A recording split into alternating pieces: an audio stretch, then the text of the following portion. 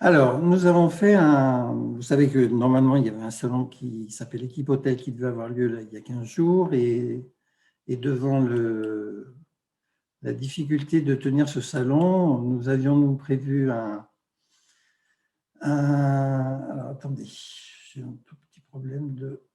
Tac. Nous avions prévu de faire un certain nombre de conférences sur le site et nous avions prévu donc un espace physique dans le salon et un certain nombre de conférenciers avec les industriels français pour aborder tous les sujets qui nous intéressent de développement et de prospective concernant l'hôtellerie et la restauration. Et donc, le salon n'ayant pas lieu, nous avons transformé tout ça en une série de webinaires, il y en a eu 25, en partenariat avec Équipe Hôtel, le Fresh Design by VIA et nos amis d'Intramuros. Et donc, de tirer des conclusions, ce n'est pas si simple parce qu'il y avait 70 intervenants et qu'il y a eu une quantité incroyable d'informations qui sont passées. Et j'ai essayé moi aussi de faire un best-of entre guillemets de ce qui s'est dit, à la fois des grandes idées, des phrases chocs, tout en marquant effectivement le territoire qui était celui qu'on voulait voir. Et j'ai retenu 6 thèmes qu'on va défiler maintenant.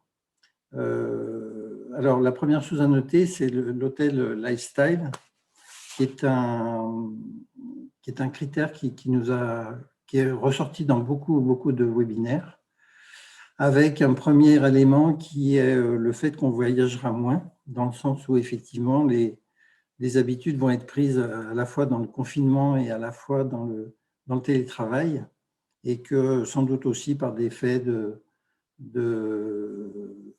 prise de conscience entre guillemets du bilan carbone, on va avoir effectivement des gens qui vont voyager moins. On va avoir un établissement, alors on ne sait pas trop comment on va l'appeler, qui va s'appeler un agora, qui va s'appeler un établissement, qui va s'appeler on ne sait pas trop comment, et qui va être en partenariat avec des réseaux locaux, avec la mairie, des lieux culturels, des entreprises, des associations, etc., et devenir une pierre angulaire d'un quartier ou d'une ville. On en parlera un petit peu tout à l'heure.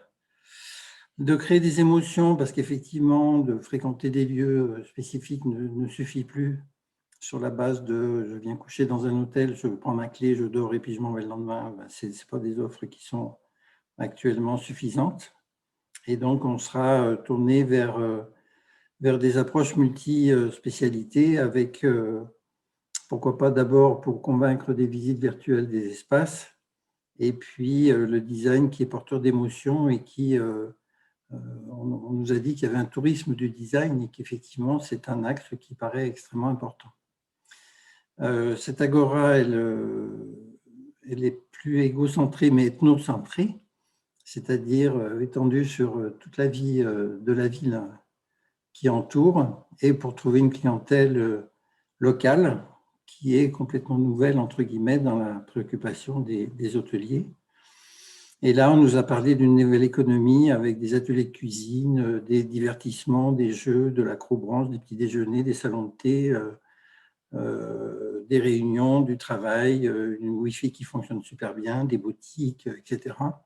Donc, un lieu vraiment multi-spécialiste. Et un restaurant qui est scénographié avec une notion de changement d'air, c'est-à-dire de vivre un espace par rapport à toute la vie qu'on vit en télétravail, et sur lequel il y a des émotions qui passent par le dernier geste de préparation des serveurs et des objets qui sont très importants dans les arts de la table. Et pour ça, je vais vous passer un petit extrait de la conversation qui nous a le plus marqué avec Laurent Taïeb. 2013, l'hôtel de la Poste. Le concours, il a démarré en 2013. D'accord. Et qu'est-ce qui a fait la différence à l'époque pour, entre guillemets, gagner la mise? Je pense qu'on a proposé un ensemble et on avait une vision globale de l'hôtellerie de demain. Donc, on a proposé des concepts qui mélangeaient des différents espaces de restauration, des rooftops, des éléments qui n'existaient pas encore dans l'hôtellerie parisienne. D'accord.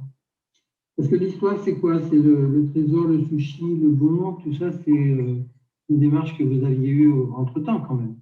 On a eu entre-temps parce qu'il a fallu à chaque fois pour exister sentir les tendances et proposer des choses qui n'existaient pas en fait.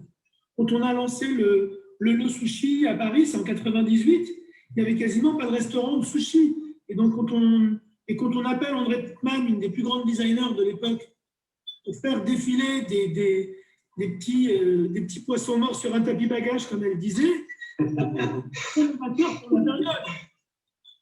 Et quand on ouvre avec Philippe Stark en 2000, rue de la Pompe, le premier restaurant 100% bio, c'est presque révolutionnaire pour il y a 20 ans. D'ailleurs, on était un peu trop en avance, on avait plein de problèmes pour s'approvisionner. Et à chaque fois, c'est dans cet esprit. Et les projets de la Poste du Louvre ou les projets des Tours du Haut, on va essayer de vous offrir une hôtellerie dont certains offres que nous allons faire dans cet hôtel ne sont pas possibles à être trouvées aujourd'hui dans l'offre existante. Pour vous, le design est porteur d'émotion, en fait. C'est ce que vous le demandez design est porteur d'émotion et l'hôtellerie, c'est la mise en scène de cette émotion. Aujourd'hui, les gens, ils veulent vivre des émotions. Ils veulent pouvoir avoir un spa, ils veulent pouvoir faire de la gym, ils veulent pouvoir inviter leurs amis de l'extérieur et leur montrer leur chambre d'hôtel ou de les recevoir dans le restaurant de l'hôtel. C'est des codes qui ont changé. Nous, on a décidé de faire autre chose. On a décidé de faire des rooftops où on mélange la clientèle extérieure à la clientèle de l'hôtel. Parce qu'on pense, parce que nous, on pense, en tout cas, c'est comme ça que moi, j'aime aller dans un hôtel. J'adore aller dans un hôtel à Londres ou à New York où il y a également des New-Yorkais et des Londoniens qui y dînent. C'est comme le cinéma, c'est la vie en mieux. Quand vous allez voir un film, c'est pour que ça ne soit pas comme chez vous. Ben, l'hôtel, c'est à peu près pareil, parce qu'on a envie de retrouver des codes de chez soi, de pouvoir faire ce qu'on fait chez soi, tout en étant dans des lieux complètement surprenants par leur point de vue, surprenants par leur confort.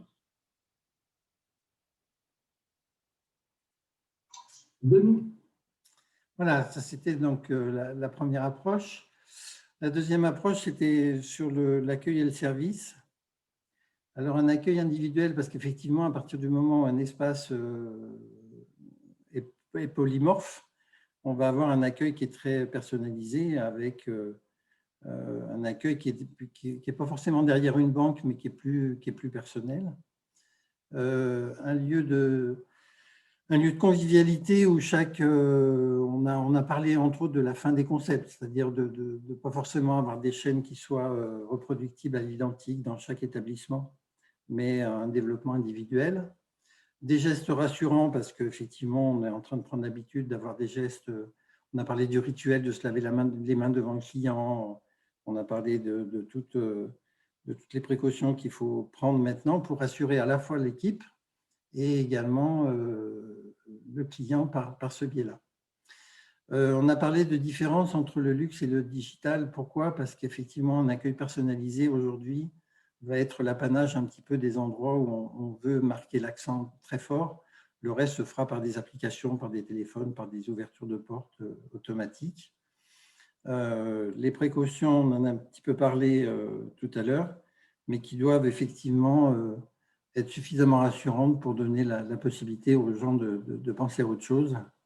Et puis une scénographie qui devient plus importante que l'agencement, c'est-à-dire des décors qui sont plus vecteurs aussi là d'émotions et où on a des histoires à raconter aux clients.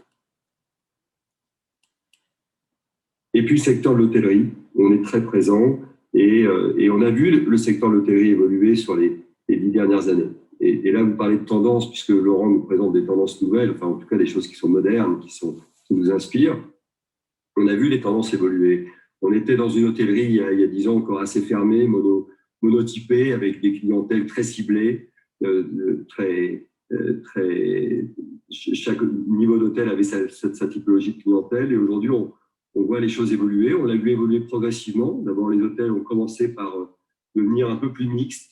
On a commencé il y a une dizaine d'années à faire des hôtels plus polyvalents. Dans un hôtel 3 étoiles, on pouvait avoir une vie de jour, une vie de nuit avec des chambres qui devenaient des bureaux la journée ou qui devenaient des salles de travail.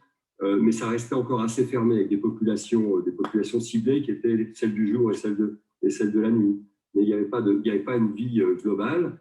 Et puis, depuis 4-5 ans, on commence à avoir des nouveaux projets. Et ce que nous présente Laurent est probablement ce qui sera le plus abouti. Mais on le voit déjà avec une mixité, une vie, notamment dans la montée en gamme des hôtels, une vie de plus en plus riche à l'intérieur de l'hôtel, avec un accueil qui est plus seulement un lieu d'accueil, qui est aussi un espace de lobby, un espace de coworking, un lieu de partage, des spas de plus en plus fréquents, qui sont ouverts vers l'extérieur et qui amènent une population du quartier, ou en tout cas une population qui n'est pas seulement celle des touristes fortunés qui viennent de l'étranger, mais qui viennent et qui rentrent dans les hôtels 5 étoiles ou dans les hôtels 4 étoiles aujourd'hui. On voit des espaces de coworking qui se développent de plus en plus. Et puis surtout, ce qu'on entend, et ce qu'on a entendu toute la semaine et ce qu'on entend encore aujourd'hui, c'est que l'hôtel, ça devient un lieu de partage entre les gens qui viennent d'ailleurs et les gens de la ville. Et ça c'est vraiment une tendance qu'on entend. Laurent a de l'avance par rapport à ça, mais on l'entend et on l'a entendu tout au long des échanges et de la semaine. Et ça fait vraiment plaisir. L'hôtellerie devient plus un agora, un lieu de partage et surtout est au cœur de la ville. Et ça, c'est nouveau. C'est plus les hôtels de périphérie pour loger des gens à 250 € la nuit dans des hôtels Ibis sur le périphérique. Et pardon pour l'hôtel Ibis quand je dis ça. C'est arriver à faire la même chose au centre de la ville et trouver un nouveau modèle économique dans l'hôtel. Et c'est ce qu'on voit aujourd'hui. Donc, je dirais que c'est vraiment la tendance de fond de l'hôtellerie 5 étoiles aujourd'hui, 4 et 5 étoiles aujourd'hui. Et ce qu'on a là, pour moi, c'est le meilleur résultat, en tout cas. L'accueil, on l'a vu évoluer dans les étages. Donc on voit bien qu'il a changé de place dans l'hôtel, puisqu'il n'était plus seulement forcément le point d'entrée, il a fini par monter. La photo derrière moi, c'est l'accueil d'un hôtel parisien. C'est pas la porte d'entrée, c'est au deuxième étage. Et c'est un espace qui est un espace de vie, de partage. On peut y rester, on peut s'y asseoir, on peut y converser, on peut venir y faire autre chose. Donc il a changé, il a évolué au fil du temps, même dans le luxe. Il a évolué et c'est vrai, comme le disait Laurent, dans les hôtels plus économiques, l'accueil a tendance à disparaître, c'est certain.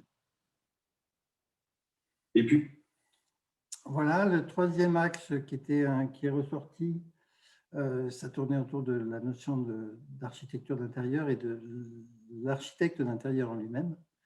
Le premier axe, c'est qu'il est certes un grand professionnel en termes d'aménagement, mais c'est aussi un support de communication, dans le sens où effectivement les gens choisissent leur établissement sur Internet et effectivement les images qui sont affichées sur le site de l'établissement, sur Instagram, sur LinkedIn, etc., sont des axes absolument essentiels pour la vie de l'établissement. La notion de tourisme de design est ressortie très fort avec cette volonté effectivement d'utiliser des objets de design comme vecteur de communication important. La personnalité du client est à respecter, bien évidemment, mais la vraie émotion doit être celle de l'utilisateur, avec une prise en considération, bien évidemment, de ce qu'il vit dans l'établissement. Et on a parlé de boutiques entre de chocolaterie, pâtisserie, qui donnaient des bijouteries. Aller plus loin que la demande, dans le sens où, effectivement, le souci est globalement de servir les questions pratiques et d'usage des espaces, mais d'aller plus loin, entre autres, sur cette notion d'émotion, une fois de plus, qui est ressortie de manière très forte, avec cette volonté de souci du détail, entre autres, qu'on a évoqué avec l'école bleue, puisque les étudiants sont conscients, mais aussi les professionnels de l'hôtellerie. Le mix matériaux pour rendre des lieux plus complexes, avec des chantiers peut-être plus difficiles, mais plus riches, et cette volonté de développer un réseau, puisque on l'a vu avec TGH, il faut 300 fournisseurs pour faire un hôtel, Et donc, à partir de là, c'est d'une complexité importante. Exactement. Et je pense qu'encore une fois, la crise peut être le déclencheur d'une réflexion de ce type qui peut être extrêmement intéressante pour recréer du lien social, pour recréer de l'activité et retrouver un équilibre économique qui pourrait être dégradé si le postulat que j'évoquais au départ, c'est-à-dire finalement moins d'hébergement, venait à se réaliser. En tout cas, c'est passionnant. Moi, je trouve ça passionnant pour nous, pour les architectes d'intérieur. Mais je suis aussi persuadé que la réflexion doit être élargie et que d'autres personnes peuvent amener leur part de réflexion à la création de ce nouveau type d'établissement. Voire même la mairie, enfin le public. Exactement. J'espère qu'on ne sera pas limité au fait de ne plus pouvoir du tout découvrir des lieux un peu plus lointains, mais en tout cas, moi, je suis d'une façon générale pour consommer moins et consommer mieux, y compris pour le voyage, c'est-à-dire de faire des voyages dans de meilleures conditions, sans faire des heures de file d'attente devant un musée, et donc peut-être le faire moins souvent, mais peut-être essayer de le faire mieux.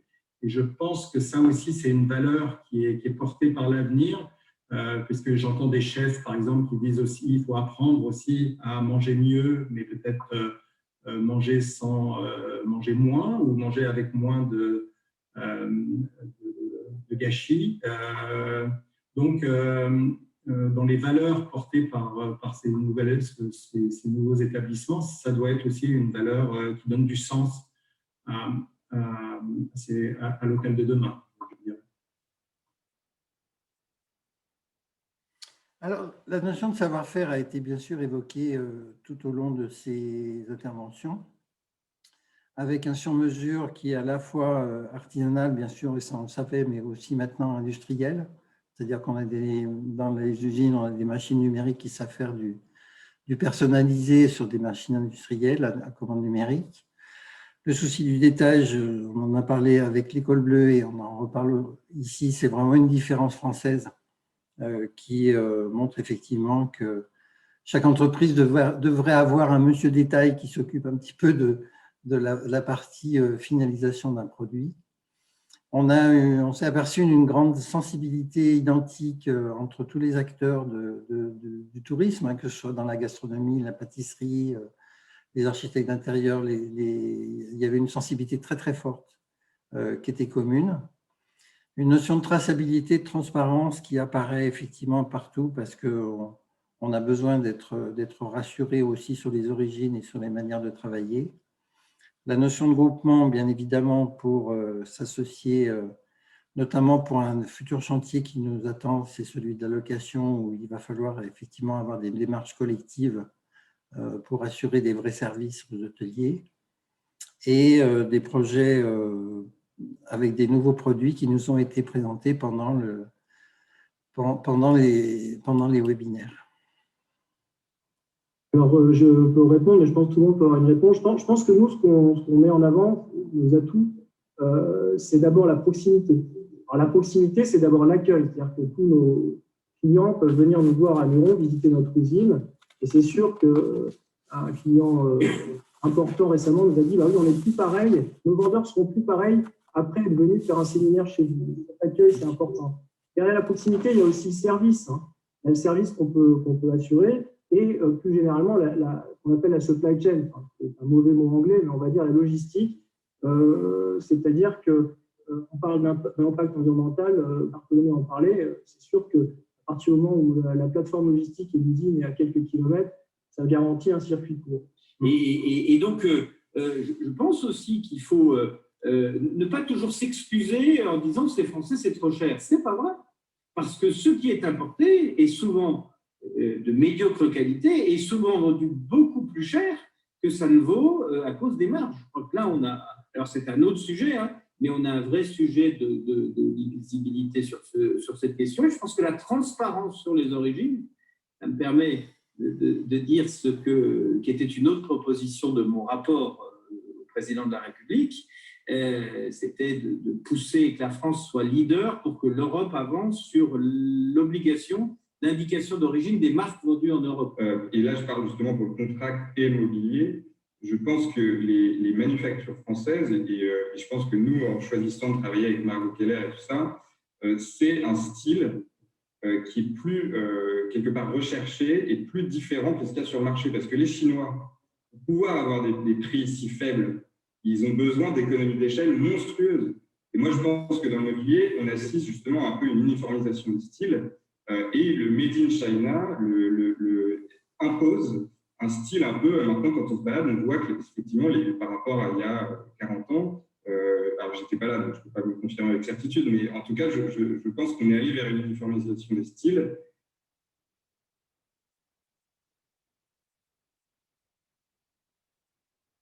Là, on est sur l'espace de l'ameublement français où Franck Cousin avait développé un certain nombre de produits et on a des fabricants qui ont présenté des nouveautés. Fermob, le Progeco Home, fait par les équipementiers de l'ameublement français, Treca avec des produits antivirus et les produits de l'incubateur du VIA avec Cider et Socoa qui ont travaillé sur des ensembles concernant l'aménagement des lounges d'hôtel.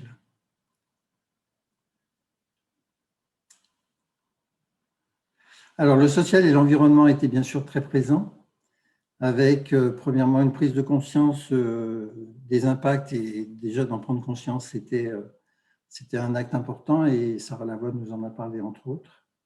Le design circulaire, en disant qu'on pouvait avoir effectivement des logiques régionales par rapport à l'aménagement d'un espace, que d'aller dans cette démarche était valorisant et que de commencer à s'en occuper était une nécessité. On a parlé des hôtels grid qui sont un événement quand même dans le paysage puisque c'est réellement positionné sur la deuxième vie des produits. Du mouvement des hoppers que nous avons intégré à l'ameublement français avec une trentaine maintenant plus d'ateliers qui nous ont rejoints et la croissance qu'on a évoquée également est celle de la location et effectivement à la place de l'achat. Nous, on a préféré garder le mot d'upcycling, même s'il est discuté. Hein. Certains considèrent que nous, on fait du recyclage. C'est vraiment une question de terminologie. Bon, l'upcycling, la définition, il n'y a pas de définition officielle. Hein. C'est faire quelque chose à partir de matières délaissées, que ce soit sous forme d'objet ou de matière, et d'en faire quelque chose d'autre qui ait une plus-value économique ou esthétique. Bon, partons de là, le champ est large. Il y a le terme d'upcycling a beaucoup été utilisé pour faire de la pièce unique pendant longtemps. Il y a de plus en plus d'acteurs, et notamment dans le groupe des Uppers au sein de l'ameublement français, qui font de l'upcycling un peu plus industrialisé, comme dans un peu à la manière de notre démarche. Et en fait, nous le distinguons du recyclage parce que nous avons intégré le design dès le début de notre travail et que notre objectif est de faire du beau et du haut de gamme. Après, le terme upcycling ou le terme recyclage, ça peut se discuter dans toutes les discussions. Chacun pourra avoir son propre point de vue. On a des partenaires qui considèrent qu'on fait du recyclage et c'est très bien comme ça. Merci. C'est vrai que l'histoire, elle est à la fois technique, elle est à la fois faite de design, mais aussi la rencontre d'hommes. C'était une belle. Fabrice, tu peux en témoigner. C'était une belle rencontre avec ces gens. Oui, parce que j'en discutais avec Marie ce matin. Voilà, ils ont accepté de se déplacer à l'invitation de Philippe et d'Ameublement Français. Ils ont accepté de se déplacer physiquement. Ils ont pris une journée complète pour faire une journée. Mais ils ont aussi accepté de se déplacer dans leur tête. Voilà. Et ce faisant, ils nous aident aussi, nous, à bouger. Et c'est vraiment super. Oui, je peux juste ajouter que c'est pas simplement en fait des choses que l'on plaque, c'est aussi des graines que l'on plante, quoi. Dans notre esprit d'hôtelier où on est de manière traditionnelle, on va dire assez rigoureux, ça ouvre des champs nouveaux Ça permet d'être dans la créativité.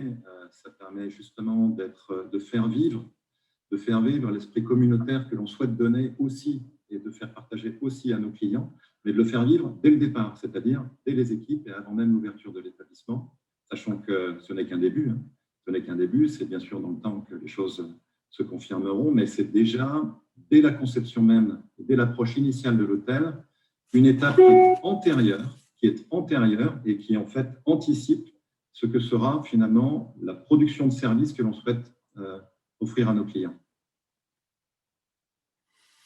Voilà, dernier axe qui nous a intéressé, c'était l'international, avec un hommage important qui a été donné aux écoles, à nos très très belles écoles françaises d'art appliqué, de design, mais aussi d'apprentissage pour l'agencement. Cette démarche française qui était avec une échelle à la fois sur le volume, le produit et le détail, ce goût d'y aller ensemble, parce qu'effectivement, le nom des architectes d'intérieur et les marques françaises contribuent à donner confiance aux espaces.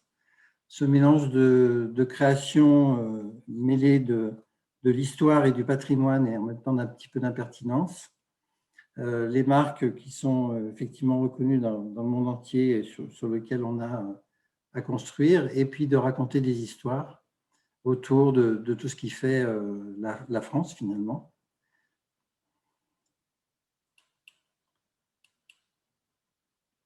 Qu'est-ce qui caractérise ta démarche et ton style? Qu'est-ce qui a fait qu'on est allé chercher ou qu'un architecte d'intérieur comme toi ait du succès à l'étranger? C'est cette capacité d'aborder un projet en termes de dessin. Pas DE2SIN, mais dessin DE2SUN. C'est-à-dire c'est la gestion de projet. Ça, c'est vraiment quelque chose qu'on a appris à Camando avec ses professeurs de qualité. La notion de dessin, c'est-à-dire, c'est de pouvoir aborder un projet de façon, aujourd'hui, le terme serait holistique, très large, très global, et avec des clients intervenants, une problématique qui a un lieu, donc une volumétrie, puis un client final, là on va parler d'hôtellerie puisque c'est le sujet qui nous intéresse, qui est le client in fine, qui est la personne qui vient acheter des unités ou des services à travers l'hôtel. Voilà. En fait, c'est cette capacité, je crois, qu'on a eu, et j'espère qu'on a toujours, à avoir comme ça une vision globale d'un projet avec cette touche bien sûr française, qui est ce petit plus, cette petite différence, peut-être du style, ou simplement, moi je pense que c'est la capacité de gérer des projets et non pas d'être conciliant, parce qu'il y a des fois où ça frotte un peu avec le maître d'ouvrage ou les entreprises, mais c'est toujours avec un sens moral, un code qu'on nous avait enseigné à l'école, entre autres, qui est d'être juste. Voilà. Et je crois que ça, au fur et à mesure dans nos projets, ça s'est vu. Et c'est ce qui nous a permis d'avoir des clients qu'on a depuis maintenant plus de 10 ans, avec qui on refait régulièrement des hôtels, qui est basé quand même sur cette façon d'approcher les sujets et le travail. De vous donner carte blanche, mais merci à toi. De continuer à valoriser ce qui fait notre image de la France, hein, parce que, comme on disait, effectivement, sur un marché qui est très difficile en France, et les hôteliers restaurateurs qui nous écoutent, effectivement, c'est quelque chose. On a aussi à représenter la France à l'étranger pour faire venir des touristes et des congressistes de cette belle image de recevoir à la française. En fait, c'est un petit peu notre thème de cette semaine, quoi. Est-ce qu'il va y avoir des nouveaux territoires pour les architectes d'intérieur? Je pense aux nouveaux lieux tertiaires, par exemple, le coworking. Est-ce que ça va dégager des nouveaux territoires de création pour les architectes d'intérieur? Il est, si je peux me permettre, je prends un peu la main, il est de fait, il ne faut pas se réinventer, parce que se réinventer, ce n'est pas le sujet, c'est pas le phénix. Il y a, à mon sens, un besoin d'évoluer, on va dire. Voilà. D'évoluer, et ça passe par l'hybridation. L'hybridation voudrait dire qu'on est sur des multi-usages. Alors, tiers-lieu est le terme aujourd'hui, mais l'hôtel doit être multi-usage, mais pas seulement, comme disait Bastien Bazin, j'ai envie que les gens viennent chez moi faire dodo. Ce n'est pas suffisant. C'est dormir, c'est manger, bien sûr, de fait, se réunir, discuter, échanger. Il y a comme ça plein de liens. Et ce travail-là doit être fait à chaque fois en fonction de l'environnement de l'hôtel. Ce n'est pas quelque chose de général ou de générique. Quel est cet agora, ce nouveau lieu, comment le faire évoluer vers la ville, vers les besoins d'aujourd'hui. On voit qu'on a un besoin, on s'isole, et l'hôtel peut être un lieu où on peut se retrouver, une agora, quelque chose. Je crois que c'est cette direction-là qu'il faut donner sur l'hôtel de demain. Ça mériterait un autre webinaire.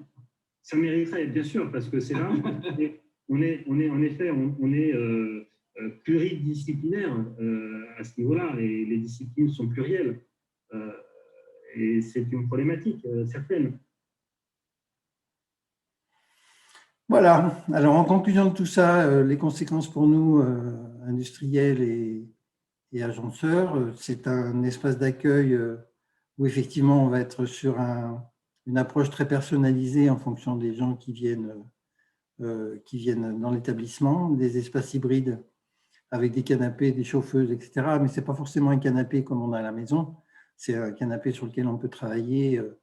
Voilà, des soucis, des détails de service pour être bien dans cet espace. L'espace individuel, bon, c'est une chambre certes, mais dans lequel on fait énormément d'activités. On peut même recevoir pour une séance de travail. La salle de restaurant, elle est séparée de la cuisine, mais elle est transparente, donne effectivement lieu à une offre claire et des gestes, le dernier geste, entre guillemets, pour vivre une émotion sur certains plats signatures, et plusieurs types de confort pour s'adapter.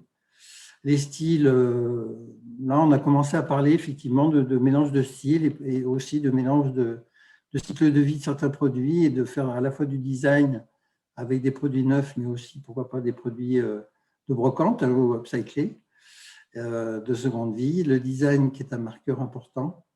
Jouer la carte, effectivement, aussi des produits régionaux qui peuvent être, pourquoi pas, disponibles à la vente, et des lignes de produits qui se sont développées par des marques, et des matériaux sains, recyclés, avec des ancrages historiques et une approche innovante de la création. Et donc, un espace qui va être beaucoup plus utilisé pendant la journée, avec des utilisations très diverses. Voilà. Donc, on est sur une démarche d'alliance, sur lequel on a à travailler peut-être tous ensemble sur des réflexions, architectes d'intérieur, agenceurs, industriels de l'ameublement, éditeurs, équipementiers, économie circulaire, société de services, parce que si on va sur une manière de gérer, on va dire, l'aménagement avec des services et de l'entretien, ça nous permet de ne pas quitter le client pendant 7 ans ou 10 ans avant qu'il refasse son décor. Et c'est comme ça qu'on pourra effectivement aussi apporter une démonstration de la marque France à l'étranger. Voilà, donc c'était une semaine très riche. Tous les replays sont sur la chaîne YouTube de l'ameublement français. Il y en a 25. Ils sont encore bien sûr tout à fait disponibles. Et voilà ce que je voulais vous dire sur ce qui s'est dit pendant cette semaine très riche de ce qui s'est passé pendant la semaine.